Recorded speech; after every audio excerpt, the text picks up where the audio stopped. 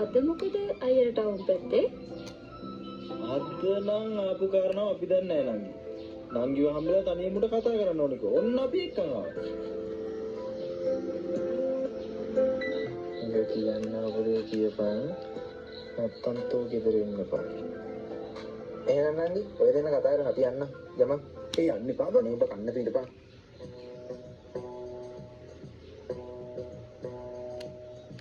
මොකද ඔයාට කියන්න තියනවා කිව්වේ?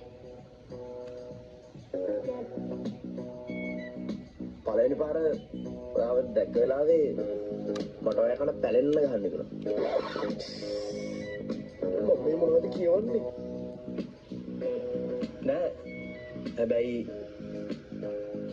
දෙවෙනි පාර ඔයා දැක්ක වෙලාවේ මට ඔයා ගැන ආදරයක් ඇති වුණා. මොකද්ද?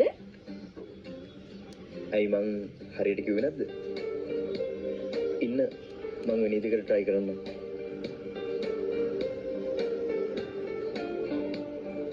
I love you.